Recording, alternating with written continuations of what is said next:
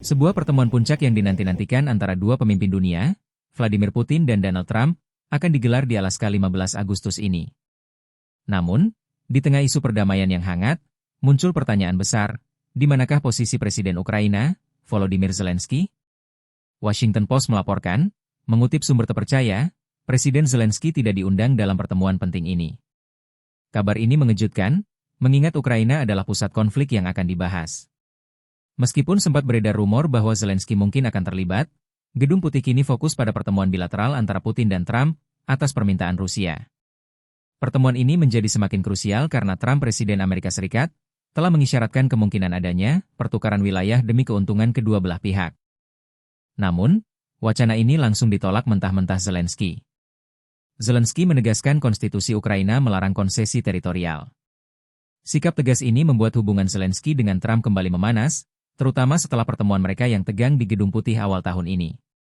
Para pejabat Rusia telah berulang kali menyatakan bahwa setiap perjanjian damai harus mengakui realitas di lapangan. Mereka menuntut pengakuan atas status Crimea serta wilayah Donetsk, Lugansk, Zaporozhye, dan Kherson, yang telah bergabung dengan Rusia melalui referendum. Dengan ketidakjelasan undangan untuk Zelensky dan penolakan kerasnya terhadap pertukaran wilayah, pertemuan Putin dan Trump ini berpotensi menjadi ajang yang sangat menentukan.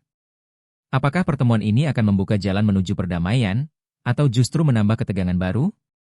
Kita tunggu saja kelanjutannya. Benteng pertahanan Ukraina di wilayah Chernigov kini terbengkalai.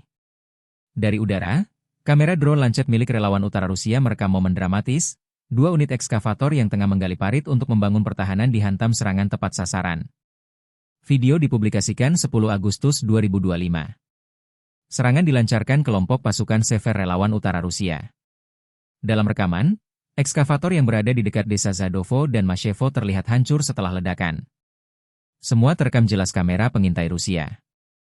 Bukan pertama kalinya wilayah ini menjadi sasaran. Sebelumnya, di lokasi yang sama, sistem rudal balistik taktis OTRK Iskander-M menghancurkan dua truk berisi drone serang, yang menurut laporan, digunakan Ukraina untuk menyerang wilayah Rusia. Hari ini, konflik Rusia-Ukraina telah memasuki hari ke-1263, atau tahun keempat sejak pecahnya perang. Dan hingga kini belum ada tanda-tanda kedua kubu akan menghentikan pertempuran.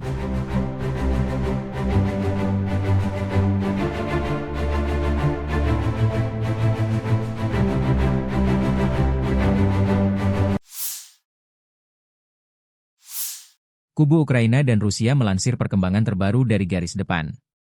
Menurut laporan Staf Umum Angkatan Bersenjata Ukraina per 10 Agustus, situasi di garis depan tetap memanas.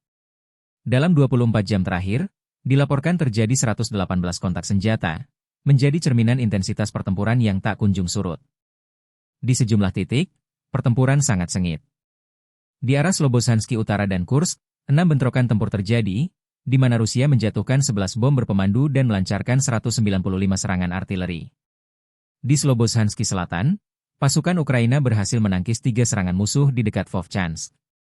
Di wilayah Kupiansk dan Limansk, pasukan Ukraina juga menghadapi perlawanan berat. Di Kupiansk, 4 serangan berhasil dipukul mundur. Sementara di Limansk, Rusia menyerang sebanyak 12 kali, dan 6 bentrokan masih berlangsung. Titik panas lainnya ada di arah Pokrovsky, di mana pasukan Rusia dilaporkan mencoba 30 kali untuk menembus pertahanan Ukraina. 4 pertempuran masih berlangsung di sana. Namun, Ukraina mengklaim berhasil melumpuhkan 153 penyerang di area ini, dengan 112 diantaranya tewas. Belasan kendaraan dan senjata musuh juga berhasil dihancurkan, termasuk 102 drone dan stasiun radar musuh.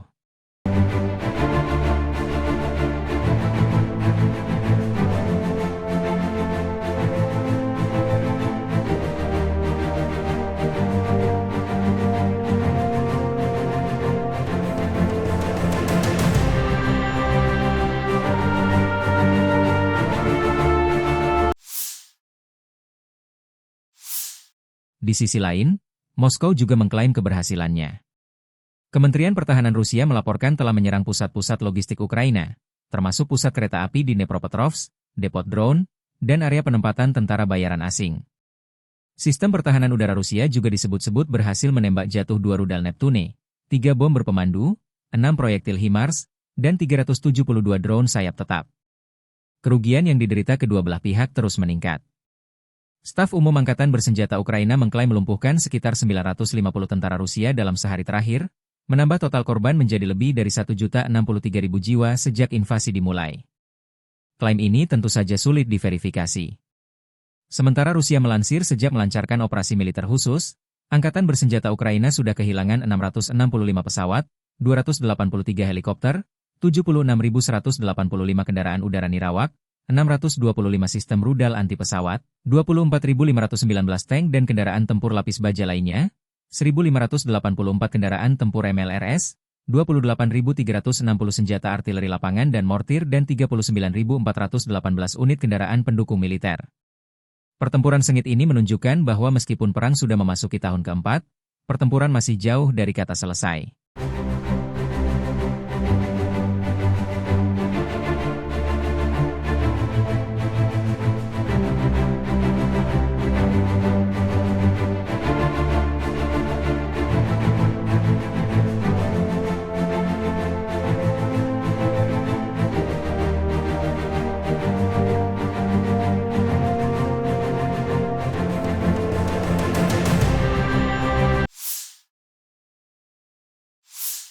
Бажаю здоров'я, шановні українці і українки. Активний дипломатичний день сьогодні.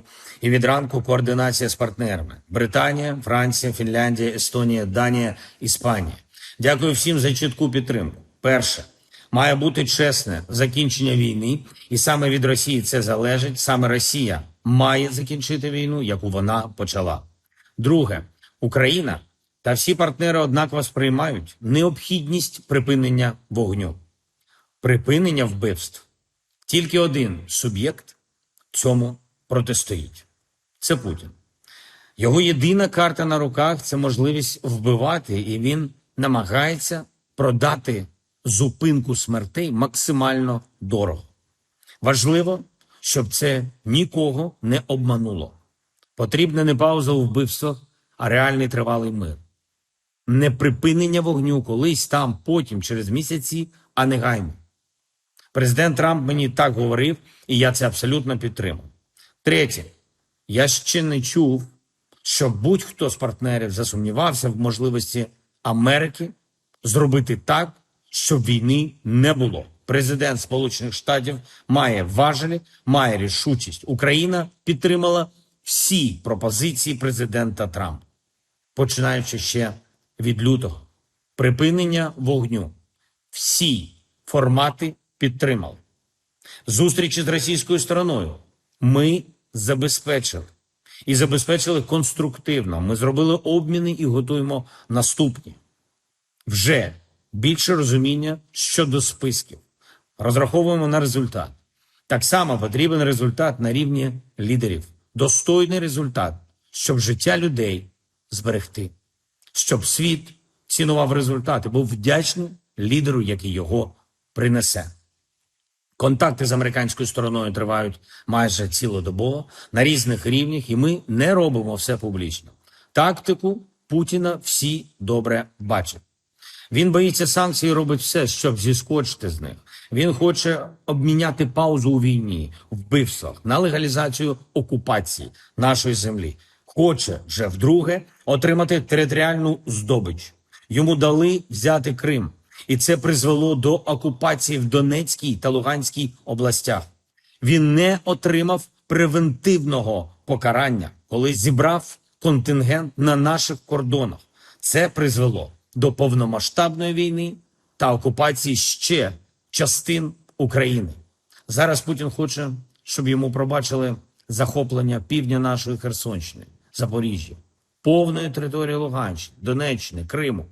Цю другу спробу поділу України Росії ми не дамо. Знаючи Росію, де друга, там і третя. Тому стоїмо міцно на чітких українських позиціях. Ми маємо закінчити війну достойним миром, який буде заснований на чіткій, надійній, безпековій архітектурі. Партнери готові нам з цим допомагати. Я дякую всім нашим людям, хто сьогодні підтримав, хто б'ється заради нашої держави, хто працює заради України. Я дякую кожному воїну, кожному громадянину України, хто усвідомлює що незалежність базується на гідності. Страх і поступки не роблять життя націй безпечним. Російські бажання розпоряджатись українськими територіями так і залишаться бажаннями, поки українці стоять пліч-опліч, допомагають армії, допомагають державі. Вже була щойно доповідь нашої команди з Британії Андрія Єрмака. Були перемовини безпекових представників Сполучених Штатів Америки та Європи. Україна, Сполучені Штати, віце-президент Венс, Британія, Франція, Німеччина, Італія, Фінляндія, Польща. Зустріч була конструктивною. Наші сигнали всі передали. Наші аргументи чують. Небезпеки враховують. Шлях до миру для України має визначатися разом і тільки разом з Україною. І це принципово. Важливо, щоб спільні підходи, спільне бачення спрацювали на справжній мир. Консолідована позиція, припинення вогню, припинення окупації, припинення війни. Дякую всім, хто з нами, хто з Україною. Слава Україні!